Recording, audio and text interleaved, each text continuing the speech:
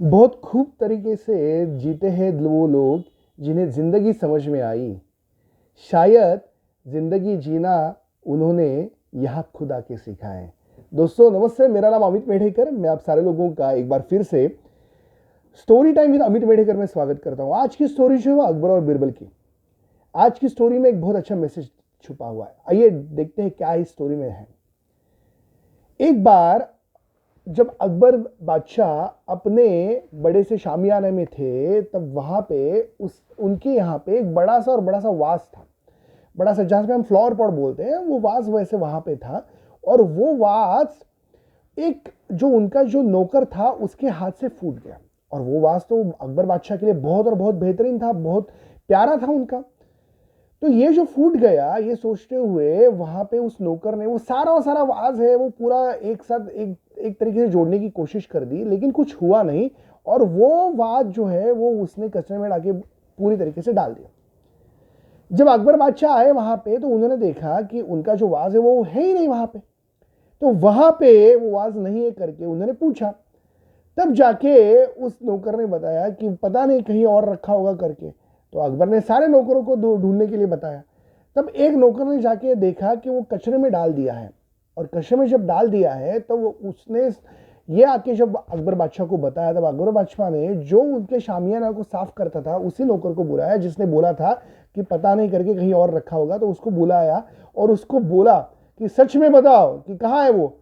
और अकबर बादशाह का ये पूरा और पूरा रूप देख के उसने बता दिया कि मेरे हाथ से गलती हो गई हुजूर, मुझे माफ कर दिए, वो वाद जो है वो मेरे हाथ से फूट गया। अकबर बादशाह ये सुन के बहुत क्रोधित हो गए और उन्होंने कहा कि वो वाद छूटने का नहीं, लेकिन तुमने मुझसे झूठ बोला और इसके लिए तुम्हें मैं आज के आज इस नौकरी से निकाल देता हूं। अभी कहीं पूरी तरीके से तुम यहां से चले जाओ और वापस कभी तुम्हारा चेहरा मेरे सामने लेके मत लाना। ये सोचते हुए वो जो नौकर था वो बेचारा बहुत और बहुत एकदम मायूस होके चला गया। और जैसे वो चला गया, बीरबल को बाद में ये चीज समझ में आई कि ऐसे ऐसे हुआ है। दूसरे दिन दरबार जब भरा था तो दरबार ने अकबर ने सारी चीजें वैसे के वैसे बोल दी और कैसे उस नौकर को मैंने निकाल दिया, क्योंकि मुझे मेरे इस राज्य में, मेरे इस दरबार में वो कोई नहीं चाहिए जो झूठ बोलता है करके, ऐसे अकबर बादशाह ने कहा। बाद में अकबर ने पूछा कि आप में से कौन है कि जो कभी झूठ बोलते हैं। तो सारे लोग अपनी नौकरी बचाने के लिए यहां वहां देखने लगे और किसी ने हाथ ऊपर नहीं किया, किसी ने बोला नहीं। लेकिन बीरबल ने कहा कि हे हुजूर, हे जहांपना, मुझे माफ कर दिए, लेकिन कभी कभी मैं झूठ बोलता हूं, कभी कभी कुछ अच्छे के लिए या किसी अच्छी चीज होने के लिए मैं झूठ बोलता हूं। यह सुन के अकबर ने कहा कि नहीं बीरबल, ये मुझे बिल्कुल पसंद नहीं। अगर तुम झूठ बोलते हो तो अभी के अभी ये दरबार छोड़ के चले जाओ। मुझे किसी भी झूठे की दरबार में जरूरत नहीं है। और जैसे हुजूर ने हुक्म फरमाया वैसे बीरबल ने उनको प्रणाम करके वो चला गया। जैसे वो चला गया तो बहुत सारे जो सरदार थे वो खुश हो गए कि चलो बीरबल चला गया, अभी हम लोग अकबर को हमारी तरफ से बहुत सारी चीजें समझा सकते हैं करके। यहां बीरबल सोचता रहा कि अकबर को कैसे बताए कि कोई ना इंसान, हर एक इंसान कभी ना कभी तो झूठ बोलता ही है। और तभी बीरबल के ध्यान में आया कि एक चीज हम कर सकते हैं। उसने क्या किया, एक गेहूं की एक छोटी सी ऐसे गेहूं के इतने छोटा सा पेड़ जो होते हैं जो लगाते हैं जमीन के अंदर, वैसे गेहूं का छोटा सा पेड़ जो था, वैसे एक सोनार के पास जाके वैसे के वैसे गोल्डन का बनाया, सोने का बनाया। और सोने के बनाने के बाद उसने कहा कि अभी मैं दरबार में जाता हूं। कुछ दिनों के बाद वो दरबार चला गया और अकबर को देख के उसने प्रणाम कर दिया। अकबर ने कहा कि मैंने तुमको कहा था कि दरबार में मत आना है, मुझे झूठे लोगों की कभी और कभी जरूरत नहीं है, तुम क्यों आ गए। बीरबल ने कहा माफ कीजिए, लेकिन मैं आपको कुछ बताने आया हूं जिससे हमारे राज्य का फायदा हो सकता है। बीरबल ने ऐसे कहने के बाद अकबर ने पूछा क्या क्या फायदा हो सकता है। तब उसने बताया कि आपने जब मुझे दरबार से निकाला तब मैं बहुत सारी जगह पे चला गया, और मैं जब दूर जगह पे चला गया था तो उस समय मुझे मेरी मुलाकात एक साधु जी से हो गई। वो जो साधु थे उन्होंने मुझे कहा कि ये लो, ये तुम्हारी एक गेहूं के जो छोटा सा पेड़ है जो तुम्हें जमीन में लगाना है, ये लेके चलाए जाओ, और ये लेके चलने के बाद तुम जहां पे भी लगाओगे वहां पे तुम्हें दिखेगा कि सारे और सारे पेड़ जो है छोटे छोटे गेहूं के, वो पूरे सोने के आ गए। तो अकबर ने सोच के बोला ये क्या तुम कह रहे हो, ऐसे लोग कभी नहीं हो सकता। तो बोले, बीरबल ने कहा कि मैंने ऐसे साधु महाराज से यही बोला। तो उन्होंने कहा कि तुम्हें अगर मेरी विद्या के ऊपर शक है तो बताओ मुझे। तो उन्होंने मुझे मेरे बारे में बहुत सारी चीजें ऐसी बताई जिससे मेरा उनके ऊपर विश्वास आ गया। मैं आपको कहूंगा महाराज कि आप आइए, हम कल सुबह यहाँ जाके ऐसी जगह पे इस गेहूं के जो छोटे छोटे पेड़ है उनको लगाते हैं। अकबर ने कहा ठीक है। अकबर बहुत सारे दरबार के जो सरदार थे उनको लेके और दूसरे बीरबल के साथ वहां पे चला गया। जैसे अकबर ने कहा कि बीरबल लगाओ, तो बीरबल ने कहा कि नहीं नहीं महाराज, वो साधु महाराज ने मुझे कहा है कि तुम इसको नहीं लगा सकते क्योंकि तुमने झूठ कहा है, तुम किसी भी हाथ से लगाओ जिसने झूठ नहीं बोला है उस हाथ से लगाओ। ऐसे करके इसने ये जो गेहूं का एक छोटा पेड़ था वो किसी दरबारी के हाथ में दे दिया जो सरदार थे।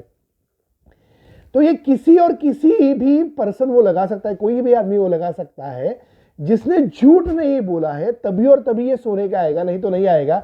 ऐसे जब बीरबल ने बताया तो सारे दरबारी जो थे, सारे सरदार जो थे वो पीछे हट गए। और पीछे हटने के बाद अकबर उनकी तरफ देखता रहा। तो बीरबल ने कहा कि शायद इन सारे लोगों ने झूठ बोला है या झूठ बोलते हैं, आप ही लगा दीजिए।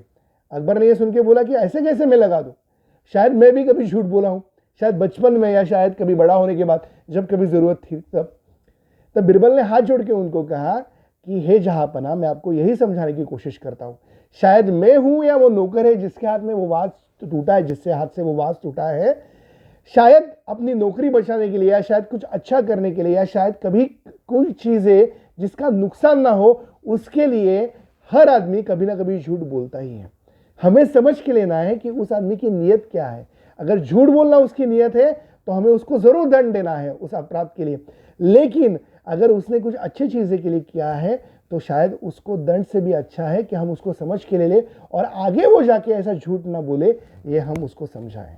मैं आपको यही समझाना चाहता था। ये जो गेहूं की छोटी सी जो ये छोटा सा पेड़ है जिसको हम लगाते हैं, इसका कोई सोने का आने का संभावना नहीं है। मैं कहीं नहीं गया था, बस मुझे आपको समझाना था। ये जब समझाया बीरबल ने तो अकबर हंसने लगे। अकबर ने कहा अच्छा, तो तुम समझाने के लिए सारी चीजें कर रहे थे, लेकिन ठीक है, कल से वो दरबार में आ जाना और जो नौकर है उसको भी बोल दिए ना कि तुम भी आके हमारी सेवा कर सकते हो।